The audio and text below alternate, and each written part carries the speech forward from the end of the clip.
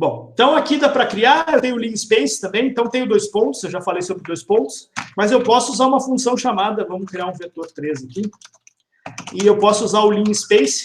Ele basicamente ele te permite um número de início, um número de fim, e ele te diz quantos elementos tu quer. É isso, né?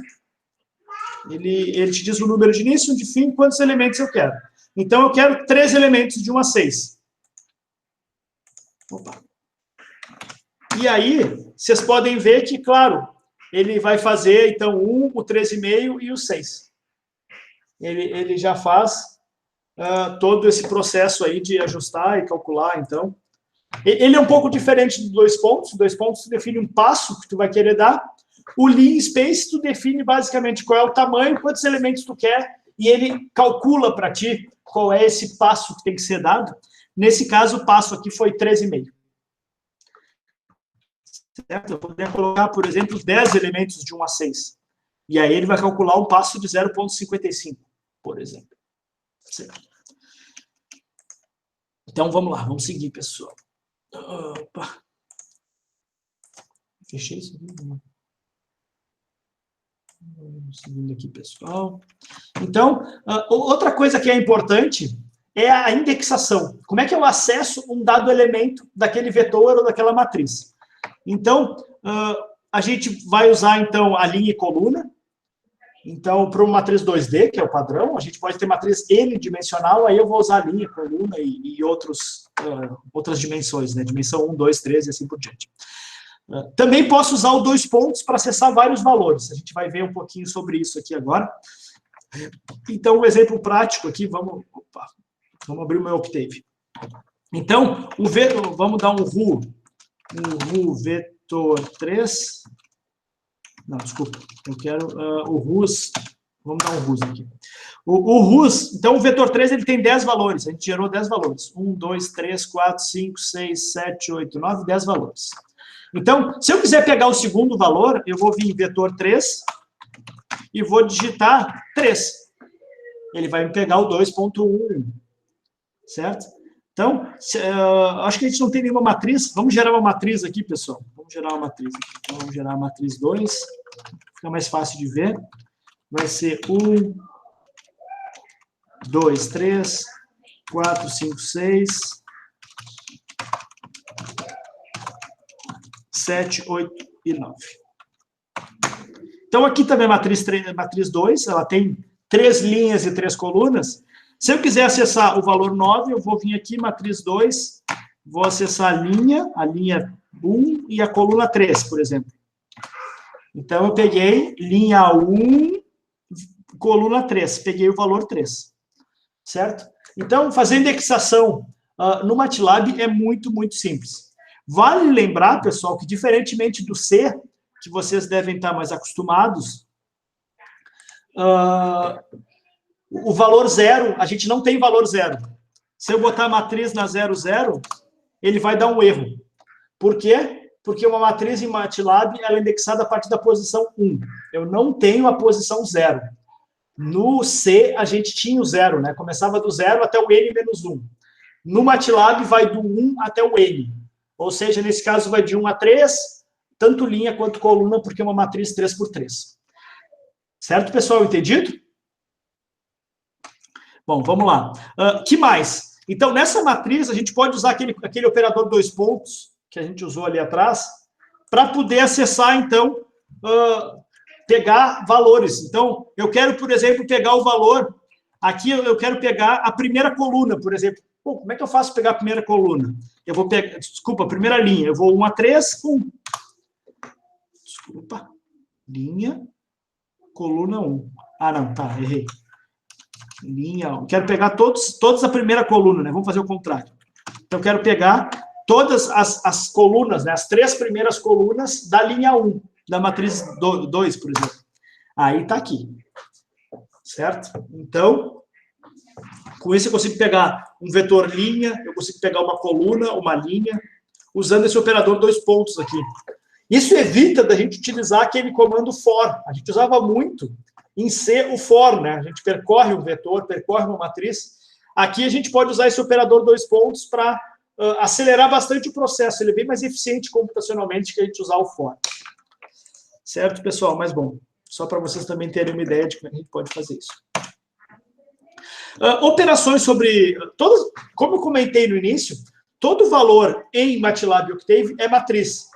Como são matrizes, então, a gente pode fazer operações matemáticas sobre elas, e toda operação vai ser uma operação sobre matrizes. Então, aqui tem alguns exemplos. Se a gente quiser fazer operações ponto a ponto, a gente vai precisar utilizar aquele operador ponto asterisco, ponto chapéu e ponto barra. Então, vamos dar uma olhada aqui. Eu vou criar uma matriz aqui, uma matriz 3. Deixa eu ver se já tem matriz 3. Não. Vou criar uma matriz 3. Matriz 3, que vai ser... que é uma matriz de identidade, certo? Então, usei esse comando I, que é, na verdade, o comando de criar matriz de identidade. Eu poderia ter feito na mão ali, fiz com esse comandinho, só para mostrar para vocês um comandinho básico. Então, eu tenho a matriz 2, que é uma matriz 3 por 3, e eu tenho a matriz 3, certo? Então, por exemplo, e eu tenho a matriz 1. Desculpa. Eu tenho a matriz 1, que é um vetor. Se eu quiser somar a matriz 1 mais a matriz 2, o que vai acontecer? Um erro. Por quê? Porque para mim somar duas matrizes, elas têm que ter o mesmo tamanho. Certo? Então, ele não consegue somar. Mas se eu quiser somar a matriz 2 com a matriz 3, aí ele vai conseguir, porque ambas são 3 por 3. Então, eu poderia gerar uma matriz 4 aqui. Pronto, somei. Então, eu tenho a soma, eu tenho a subtração, por exemplo, eu poderia subtrair. Aí, eu posso multiplicar duas matrizes, certo? Se eu multiplicar duas matrizes, o que acontece se eu multiplico uma matriz pela sua identidade? Alguém responde aí no chat. O que acontece se eu multiplicar uma matriz pela identidade? A identidade ela equivale a multiplicar pelo 1, né? Então, se eu multiplicar qualquer coisa por 1, é ela mesma. Então, como a matriz 3 é a identidade, se eu multiplicar a matriz 2 pela matriz 3, a resposta da matriz 4 vai ter que ser a própria matriz 2, que é o que aconteceu. O que aconteceu de fato? Eu fiz uma multiplicação de matrizes, que é aquela multiplicação em que eu somo linha, coluna de uma, linha, coluna do outro, e vou somando, etc. Vocês devem lembrar disso aqui. Agora, se eu quiser fazer uma multiplicação ponto a ponto, então vamos lembrar o que é a matriz 2. A matriz 2 é 1, 2, 3, 4, 5, 6, 7, 8, 9. E a matriz 3 é a identidade.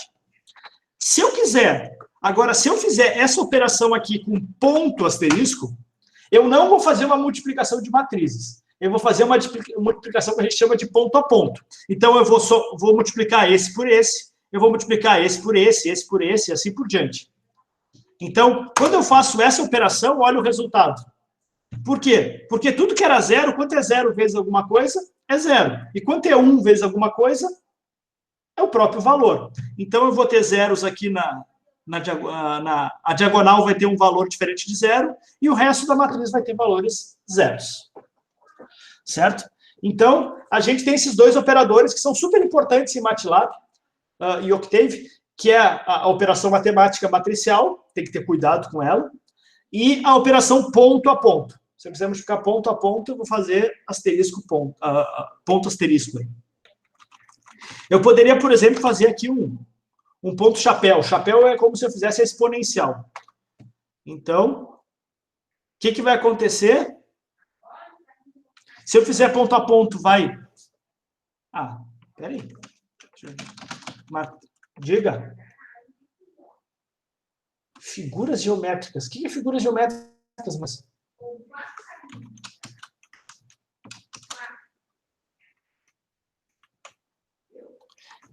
O que é figuras geométricas, Moisés? Me explica aí. Mas, bom, vamos voltar aqui nesse caso. Eu usei o chapéu é o exponencial, então 2, chapéu 2 é 4, 2, chapéu 3 é 8, e assim por diante. O operador chapéu é o exponencial. Como eu fiz a exponencial de duas matrizes, olha que coisa maluca. Como eu levei na zero, quanto vale qualquer número elevado na zero?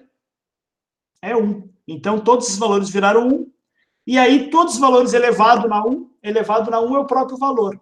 Então, eu mantive a minha matriz e as diagonais viraram 1. O que tu quer dizer com figuras geométricas, ô Moisés? Me ajuda aí. Eu não sei o que tu quer dizer com figuras geométricas. O que significa reconhecer figuras geométricas? Eu estou curioso. Fiquei curioso agora. Bom, eu entendo o que é um círculo, retângulo. Mas o que... Tô. Acho que a pergunta foi errada. Tipo, o MATLAB, ele faz figura geométrica, tipo, não é reconhecer, fazer, tipo, círculo, retângulo, ou algo do tipo. Para que eu queria fazer isso? Não sei, eu só tô perguntando mesmo se ele faz isso, não. Cara, assim, ele não é uma ferramenta gráfica, né? Então, na verdade, quando tu pensa assim, por que eu vou querer desenhar um círculo, por exemplo? Bom, eu posso querer, se eu tiver, por exemplo, a equação do círculo, aí ele faz operações que tu quiser sobre a operação do círculo, ele consegue, inclusive, desenhar um círculo. E ele consegue, inclusive, desenhar um quadrado e desenhar o que tu quiser através de uma função matemática, né? Mas, explicitamente, eu acho que não. Também não consigo enxergar muita utilidade, assim. Por exemplo, eu calcular a área de intersecção de um círculo, ele não é uma ferramenta exatamente para isso. Ele é uma ferramenta muito focada em matrizes, multiplicação matricial, operações matriciais. Então, por exemplo, controle, a gente usa muito isso, porque, bom, tem as matrizes que representam sistemas, etc. Processamento de imagens, uma imagem é uma matriz, né? Então, eu vou usar muitas operações sobre isso. Sinceramente, não sei se... Talvez ele até faça algumas coisas gráficas, mas eu acho que não é o espírito dele. E talvez o MATLAB, o Octave, eu acho que não. Mas, bom, vamos seguindo aqui. Já estamos nos aproximando aí. Então, algumas operações, divisão com ponto flutuante, raiz, etc. Tudo isso a gente consegue fazer, então. A raiz, a gente não tem um operador desses implícitos, como a gente chama. Para fazer raiz, a gente vai usar, então, SQRT de ANS, por exemplo, vai dar 4, né?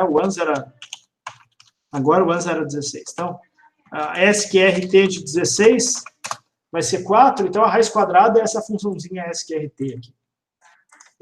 Bom, o que mais? Também eu tenho operadores, além de operadores matemáticos, eu tenho operadores lógicos. Então, eu tenho maior, o menor, igual e tal.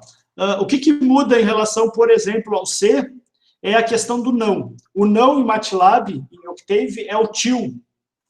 E em C é a exclamação, né? Se não me falha a memória, faz um tempo que eu não programo em C. É a exclamação, se eu não me engano.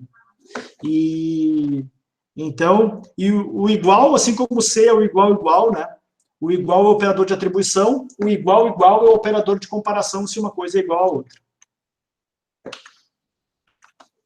Bom, uma coisa que é importante do MATLAB é a questão de gerar gráficos. Não gráficos como o Moisés estava falando, de gerar figuras geométricas, mas de gerar gráficos, por exemplo, de valores. Então, é muito fácil gerar um gráfico aqui. Vamos gerar um gráfico aqui. Então, eu vou fazer um plot. Eu vou criar 2 vetores. Vamos dar um clear aqui, tem muita variável. Então, eu vou criar o vetor 1, que é o número de 1 até 10. E vou querer, por exemplo, fazer o plot do vetor 1. E eu quero fazer o vetor 1 ao quadrado.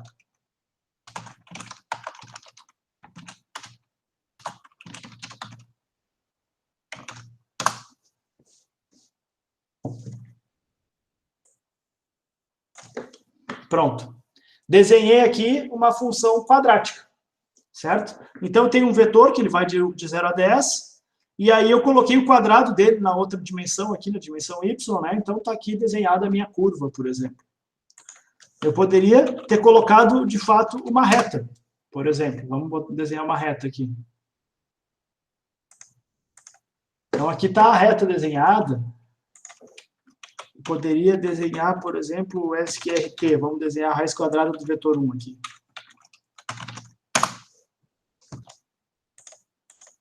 Então, aqui está a função raiz quadrada. Vocês podem ver que eu comecei em 1, eu podia começar em 0. Então, deixa eu gerar o vetor 1 aqui, de 0 a 10. E vamos desenhar a raiz quadrada. Ih, raiz quadrada de zero vai dar bug. Ele considerou como zero. E aí, bom, vocês podem ver que o negócio ficou um pouco meio descontínuo, porque o operador raiz quadrada não é o melhor. Mas vamos fazer ele ao quadrado aqui. Então, gerar plots é muito fácil em MATLAB e Octave. E isso facilita bastante para engenheiros e quem quer usar dados, que eu consigo rapidamente visualizar os dados. Então, a visualização é muito rápida e fácil. Então, essa é uma das principais utilidades aí. Eu posso gerar gráficos bidimensionais. Então, nesse caso aqui, eu gerei o gráfico com plot. Eu poderia usar outros comandos. Eu poderia usar um comando chamado subplot, que eu gero vários plots dentro do mesmo plot, etc. Se vocês quiserem, depois olhem com mais carinho cada um deles. Eu vou usar o stim. O stim é uma função que... Aqui eu estou plotando o valor. Embora os valores que eu tenha... Então, isso é uma coisa importante, pessoal. Embora os valores que eu tenho aqui, o vetor 1, ele é um vetor discreto, né? Eu tenho o 0, 1, o 2, o 3. Quando eu gero o plot, ele vai me interpolando. Ele liga cada um dos pontos por retas, né? Então, por exemplo, vamos gerar um aqui de 1 até de 3 em 3.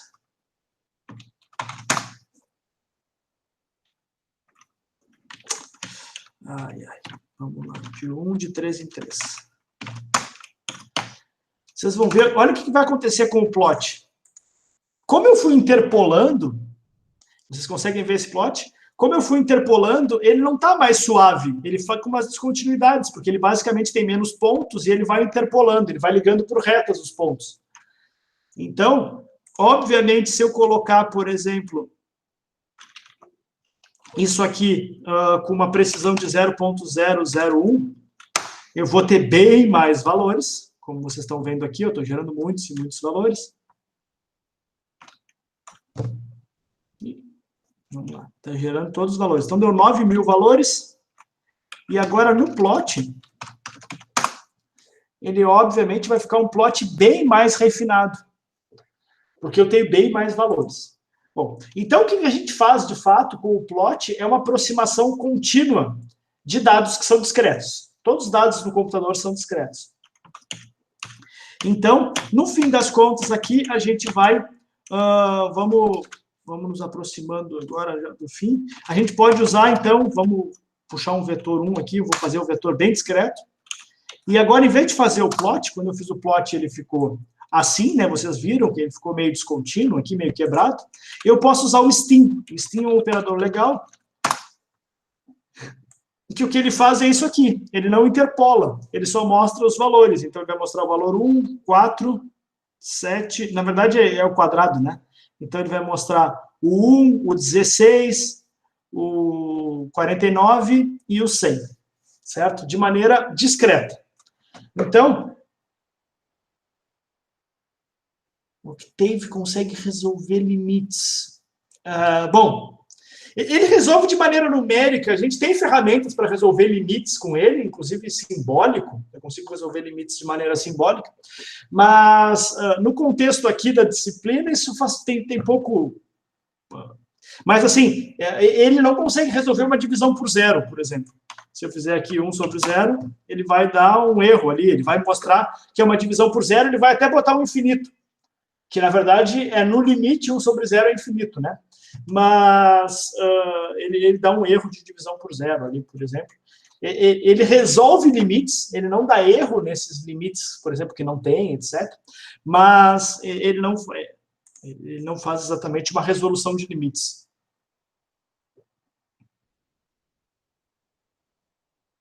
Tem. Então, o Pedro comentou se eu posso fazer uma matriz. Então, eu posso fazer aqui, ó. Vamos criar uma matriz de 3 dimensões. Então, posso fazer, por exemplo, eu consigo criar matrizes de 3 ou mais dimensões.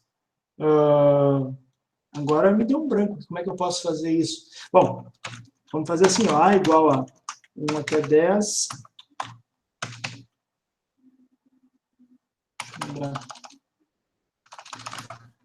Eu consigo fazer... Bom, eu vou precisar de alguns comandos para fazer isso. Por exemplo, eu não consigo criar de maneira muito... Assim, O MATLAB e o Octave, eles são feitos para a gente utilizar, então, geralmente matrizes bidimensionais. Mas a gente consegue usar matrizes tridimensionais, por exemplo, eu utilizo bastante matrizes tridimensionais quando eu falo em imagens coloridas. Imagens coloridas são matrizes bidimensionais de cada uma das cores, né, o RGB lá.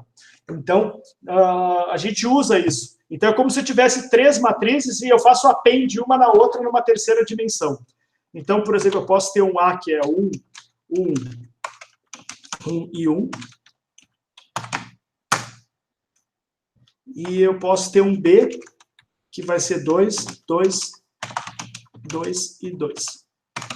Então, eu tenho 2 matrizes 2B. E eu posso criar uma matriz C, que ela é o append de A por B na terceira dimensão. E aqui deu um bugzinho. Deixa eu ver se tem algum comando para fazer isso de maneira fácil. CQA. Que acho que se eu fizer... Estou pensando aqui como é que... Eu preciso desse comando append. Eu tenho que olhar que comando é esse, Pedro. Com cuidado aqui. Eu usava esse comando append. Putz, agora eu não lembro exatamente o comando. Vamos ver aqui. Não é esse comando append. Eu acho que no Octave aqui deve ser um outro comando. Mas no MATLAB a gente usa esse comando append, que aí eu junto, né? Eu pego essa matriz 2D e coloco essa outra matriz na terceira dimensão. A gente consegue fazer isso, sim, em MATLAB e Octave. Agora, no contexto da disciplina, isso vai ser pouco utilizado, mas eu posso ver certinho para ti depois, Pedro, como fazer isso. Beleza. Vamos seguindo aqui. Então, o plot, né? A gente pode gerar um plot aí. Então, por exemplo, vamos gerar um x igual a menos 1, 0.01 até 1. E eu vou fazer um plot de x, vírgula, seno de x.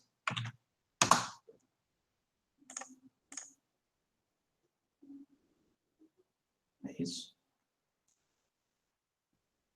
Vamos fazer ele maior aqui. Ali só deu para ver, vamos botar menos 10, 0.1, 10. Agora sim eu vou conseguir ver os senos aqui. Então, aqui tem uma curva seno que eu gerei no intervalo de menos 10 a 10. E eu botei um passo aqui de 0.01. O que vai acontecer se eu botar um passo de 1? X igual a menos 10, 1,10 e dá o plot do seno. Vocês vão ver que o seno vai ficar um negócio todo quebrado, assim, né? Isso que ele está usando radianos nesse negócio, então vai ficar um negócio todo quebrado, assim. Vocês podem ver que ficou bem...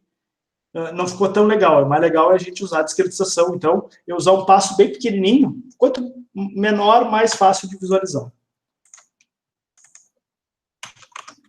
Que mais? Bom, então, função subplot. Então, eu consigo gerar uma figura aqui. Aí eu vou fazer um subplot. O subplot, ó, tem a figura aqui. Subplot 1, 1, 1. Não. Eu quero 2 linhas, uma coluna, e eu vou gerar agora o primeiro plot. E aí eu vou ali e desenho o meu plot aqui. Vocês podem ver que ficou o primeiro plot aqui. Agora, se eu vim para o segundo subplot, vamos gerar a segunda figura. Eu vou gerar o cosseno. Gerei aqui 2 figuras. Então, aqui em cima está o seno, embaixo está o cosseno. Certo, pessoal? Então, aqui, basicamente, o comando subplot, eu digo que eu vou ter 2 linhas e uma coluna. Eu poderia fazer o contrário, poderia botar uma linha e 2 colunas. E eu vou estar agora desenhando a primeira figura, né? E depois eu vou estar desenhando a segunda figura.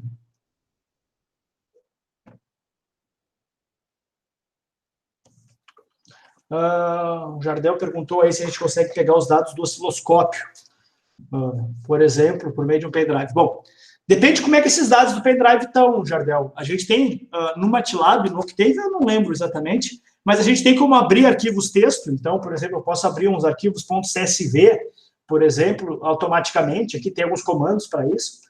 E aí eu poderia carregar isso e fazer isso virar uma matriz, por exemplo. Uma matriz de dados do osciloscópio, e eu posso plotar ela facilmente aqui. Vai depender muito desse tipo de dado, né? Como é que é o dado que sai do osciloscópio e como é que eu posso carregar ele aqui no MATLAB. Certo, pessoal? Então, a resposta vai depender. A princípio, sim. Qualquer dado que esteja num formato aberto, que tenha um script ou tenha uma função pronta no MATLAB no Octave, para a gente poder carregar esses dados numa variável, consigo plotar de maneira bem tranquila. O que mais? Vamos seguindo aqui. Então, o subplot. O stem, a gente já falou sobre ele, né? Ele vai gerar, então, essa representação discreta. Na disciplina de sinais e sistemas, a gente vai estar o tempo todo falando sobre funções contínuas e discretas. E por quê? Porque, sob o ponto de vista de engenharia, a gente vai usar muita coisa discreta, porque o computador ele é um ente que trabalha com o mundo discreto. Mas, sob o ponto de vista da aplicação do mundo físico, as funções são sempre contínuas, né? Então, a gente vai estar o tempo todo trabalhando com isso, e isso talvez seja a principal diferença da disciplina de sinais para cálculo em alguns contextos. Porque aqui a gente vai trabalhar com funções contínuas e discretas, e em cálculo a gente trabalha só com contínuo. Então, a gente tem sempre lá um x, dx, etc.